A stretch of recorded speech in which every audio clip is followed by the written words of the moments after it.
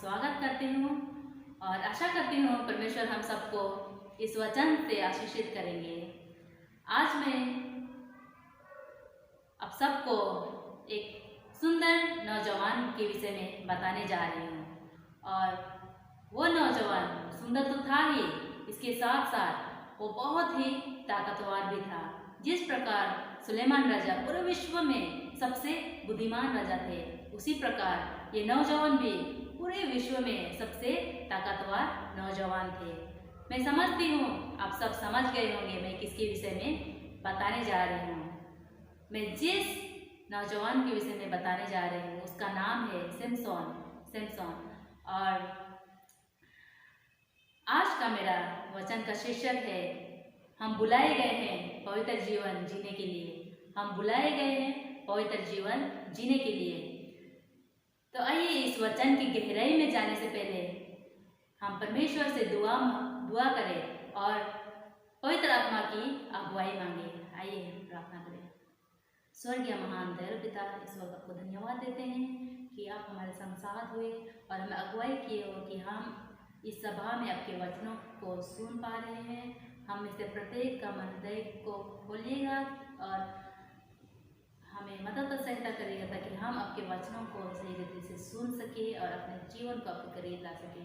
हम चाहते हैं आपके पवित्र आत्मा हम सबों के बीच में उंडेल लेगा ताकि हम अगुवाई पा सके।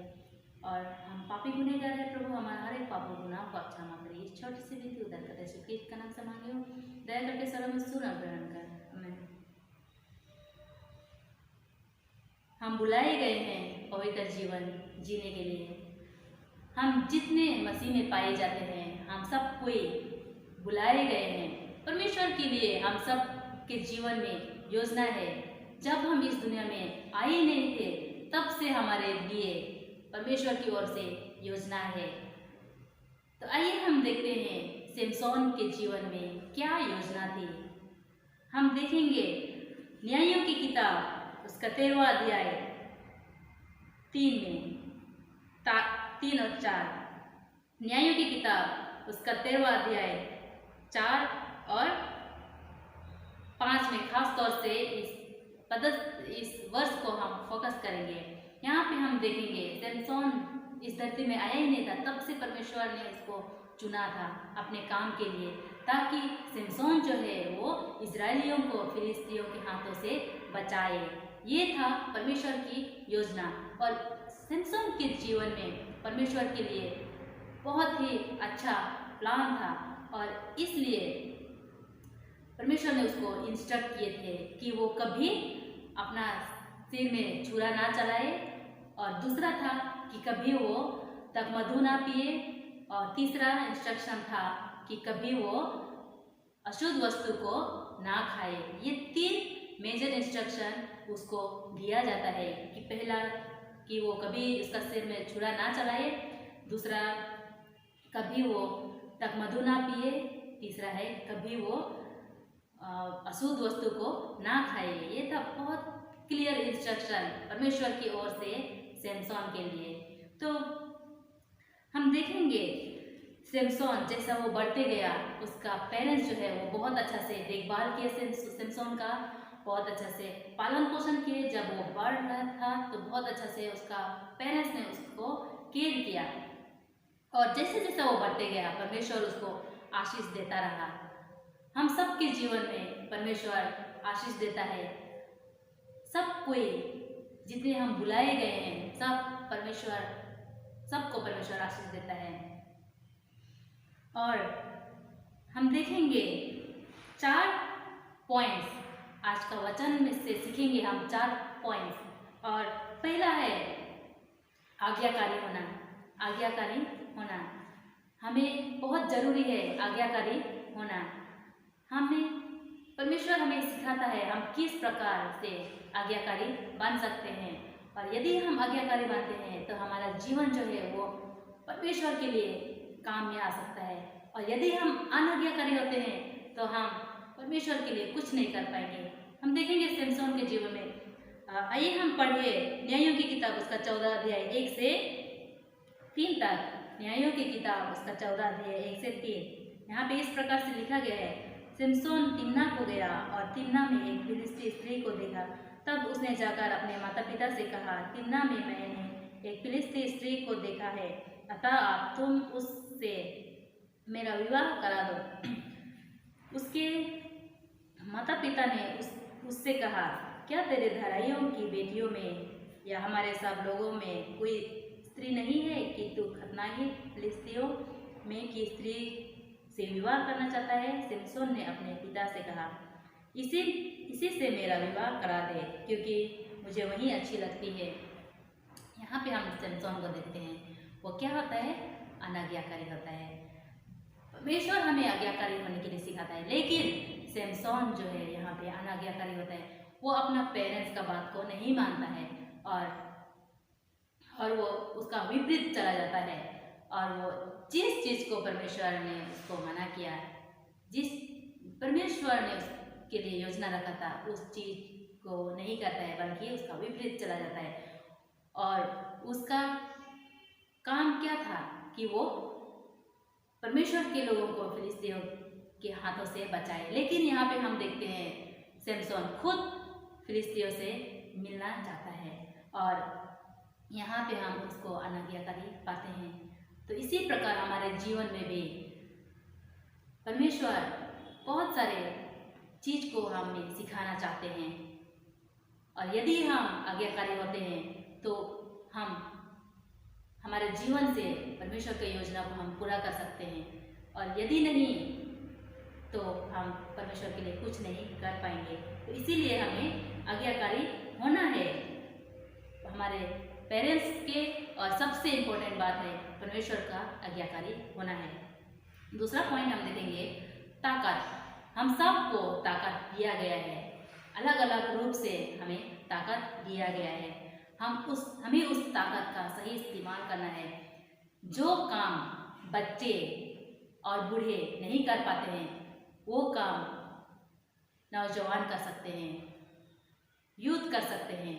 यूथ में वो ताकत रहती है, सब कुछ कर सकते हैं, इतना एनर्जेटिक रहते हैं, वो जो भी ठान लेते हैं वो कर सकते हैं क्योंकि उसमें ताकत रहती है। तो इसी प्रकार हम सब कोई को ताकत दिया गया है और हमें उस ताकत का सही इस्तेमाल करना है। देखेंगे सैमसोन को, वो पूरे विश्व में सबसे ताकतवर नौजवान था और वो ताकत को उसको सही इस्तेमाल करना था, उस ताकत का उसको सही इस्तेमाल करना था। और देखेंगे कि वो ताकत जो है वो परमेश्वर की ओर से है, परमेश्वर की ओर से दिया गया था सैमसोन को। यदि परमेश्वर उसको ताकत नहीं देता तो वो ऐसे ही नॉर्मल व्यक्ति होता। तो इसलिए उसको सही इस्तेमाल करना था, उसका ताकत था। और हम पाते हैं सैमसोन ने उस ताकत का सही इस्तेमाल नहीं किया बल्कि वो गलत इस्तेमाल किया उस ताकत का। और हमें इस नौजवान में बहुत सारा चीज़ को करना है, परमेश्वर का योजना को हमारे जीवन से पूरा करना है और हमें उससे प्रार्थना करना है। जो भी हम करेंगे वो प्रार्थना पूर्वक करेंगे तो ही हम परमेश्वर से मदद पा सकते हैं और हम अच्छी चीज़ को कर सकते हैं। और हम इसी में हम देखेंगे हमें चुनाव की शक्ति दिया गया है, हमें चुनाव की शक्ति दिया गया, हम सब कोई को चुनाव की शक्ति दिया गया है। हमें कोई फोर्स नहीं कर सकता गलत और बुरा, गलत और अच्छाई में चूज़ करने के लिए, हम खुद चूज़ कर सकते हैं। और बाइबल में हम बहुत जगह पाते हैं कि परमेश्वर ने हम सबको इंस्ट्रक्ट किए हैं अच्छी चीज़ को करने के लिए और हमें अच्छा को चुनना है। ये हमें दिया गया है पावर ऑफ चॉइस। और हम देखेंगे सैमसोन को, वो गलत को चूज़ करता है। जो भी वो अच्छा पालन पोषण करते हैं उसका फैमिली, उसका पेरेंट्स लोग, लेकिन वो बाद में गलत चुनाव कर लेता है। ये हमारे ऊपर डिपेंड करता है। यदि हम गलत को चुनते हैं तो हम बर्बादी को और चले जाते हैं और यदि हम अच्छाई को चुनते हैं तो हमारा जीवन जो है वो आबाद होता है। और हमें जो भी हम चूज़ करते हैं वो प्रार्थना पूर्वक चूज़ करना है। हमारा एक डिसीजन हमारे पूरा जीवन को बदल सकता है, एक तो परमेश्वर के करीब ला सकता है या फिर परमेश्वर से दूर ले जा सकता है। हमारा एक चुनाव के ऊपर डिपेंड करता है। इसलिए हमें अच्छा चुनाव करना है ताकि हमारा जीवन परमेश्वर में समर्पित रहे और उसका काम हो। और हम इसीलिए बुलाए गए हैं कि हम पवित्र जीवन जिए। हम अगर अच्छा चुनाव करते हैं तो हमारा जीवन जो है वो पवित्र होता है। और हमारे जीवन से हमें कभी ये नहीं भूलना चाहिए परमेश्वर की योजना हमारे जीवन में क्या है। हमें हमेशा दिन प्रतिदिन याद करना है कि हमारे जीवन में परमेश्वर के लिए क्या योजना है। सैमसोन वो योजना को भूल गया था, वो परमेश्वर का जो मेन मकसद था वो भूल गया सिमसोन, और वो योजना को भूलने के कारण वो डिस्ट्रक्शन की ओर चला गया। और ये बहुत ही इम्पोर्टेंट बात है हमारे जीवन के लिए कि हमें परमेश्वर की योजना को याद करना है, ताकि हम जो योजना है उसको हम हमारे जीवन से पूरा कर सके। और चौथा पॉइंट है बर्बादी। यदि हम गलत का संगति में रहते हैं, गलत की ओर जाते हैं, तो हमारा जीवन श्योरली वो बर्बादी की ओर चला जाता है। इसलिए हमें सावधान रहना है। ये युवा समय जो है वो बहुत ही खास समय है। हमें पूरा इस युवा समय को परमेश्वर को देना है। हमारे पूरा युवा समय का जीवन को परमेश्वर को समर्पित करना है, ताकि वो हमें सही तरीक़े से यूज़ कर सके अपना काम के लिए, और वो अपना काम कर परमेश्वर का काम के लिए हम आ सके। और कभी कभी हम ये सोचते हैं कि हम तो कुछ नहीं कर सकते हैं, मुझ में वो कुछ भी टैलेंट नहीं है। कभी कभी ऐसा सोच आता है, लेकिन हमें कभी ये गलत सोच नहीं करना है। हमें हमेशा ये उसका जो परमेश्वर का जो गिफ्ट है उसको याद करना है। हमें आइडेंटिफाई करना है कि हम में क्या अच्छाई है, और वो छोटी छोटी अच्छाई को हमें करते जाना है। यदि हमें गाना गाने का वरदान मिला है तो हमें गाते रहना है, परमेश्वर की महिमा करना है हमारे गाने से। और किसी किसी को बजाने का गिफ्ट मिला है, किसी किसी को वचन बताने का, किसी को ग्रीटिंग्स करने का, किसी को मदद करने का, बहुत तरह से गिफ्ट मिला है। ये परमेश्वर की ओर से है, और ये छोटे छोटे वरदान जो मिला है उसी को हमें इस्तेमाल करना है और बड़ा करना है, ताकि ये परमेश्वर के लिए काम हो सके और परमेश्वर के लिए बड़ा बड़ा महान काम हो सके हमारे जीवन से। और हमें उस वरदान का इस्तेमाल करना है, और ये हमारा क्रिश्चियन ड्यूटी है कि हम प्रभु के लिए कुछ करें। हम इस दुनिया में आए हैं यूं ही नहीं, इसीलिए मैं कहती हूँ कि हम कुछ मकसद से आए हैं, और वो मकसद को हमें पूरा करना है। हमें पवित्र जीवन जीना है। हम अलग किए गए हैं, हम दूसरों से अलग किए गए हैं। परमेश्वर ने हमें खास मकसद के लिए चुना है। हम बुलाए गए हैं क्रिश्चियनिटी में, हम सेवन डे एडवेंटिस्ट में बुलाए गए हैं। उसका बहुत बड़ा मकसद है, और उस मकसद को हमें पूरा करना है। हमें चुप नहीं रहना है। हमें जो भी वरदान मिला है उसको इस्तेमाल करना है, ताकि परमेश्वर की महिमा होए हमारे जीवन से, और हम परमेश्वर में आगे बढ़े। हमें विश्वास करना है और भरोसा रखना है, और सबसे इम्पोर्टेंट बात परमेश्वर की आज्ञाओं को मानना है, ताकि हम परमेश्वर के लिए काम कर सके और पवित्र जीवन जो है उसको जी सके।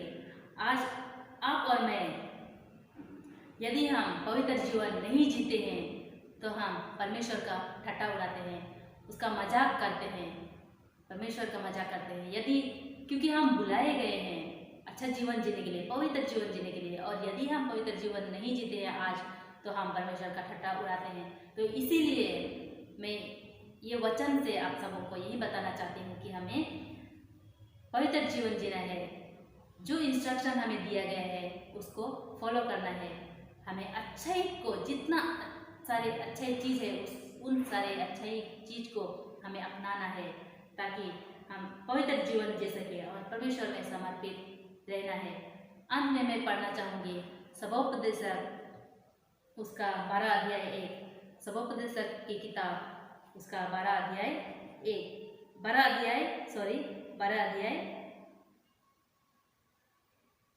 में यहाँ पे इस प्रकार से लिखा गया है, अपनी जवानी के दिनों में अपने सृजनहार को स्मरण रख, इससे पहले कि विपत्ति के दिन और वे वर्ष आए जिसमें तू कहे कि मेरा मन इनमें नहीं लगता। तो हमें सृजनहार को याद करना है, हमें जो बनाया है उसको याद करना है हमेशा। ये जवानी के दिनों में ही परमेश्वर को याद करना है, क्योंकि ये जवानी के दिन में, युवा युवती के समय में ही बहुत कोई क्या होते हैं, परमेश्वर के ओर से भटक जाते हैं और गलत चीज में वो फंस जाते हैं, नशा करते हैं या फिर कोई भी दुनियादारी की चीज में वो भटक जाते हैं। तो यहाँ पे हमें बहुत अच्छा शिक्षक मिलती है कि हम जवानी के दिन में परमेश्वर को याद करना है, हमारे सृजनहार को याद करना है, ताकि हम उसके काम को कर सके, पवित्र जीवन जी सके। और यदि हम बूढ़े हो जाएंगे तो हम परमेश्वर के लिए कुछ भी नहीं कर सकेंगे, क्योंकि हम में वो ताकत नहीं रहेगी, हमें वो जील नहीं रहेगी कि हम परमेश्वर के लिए कुछ कर सकें।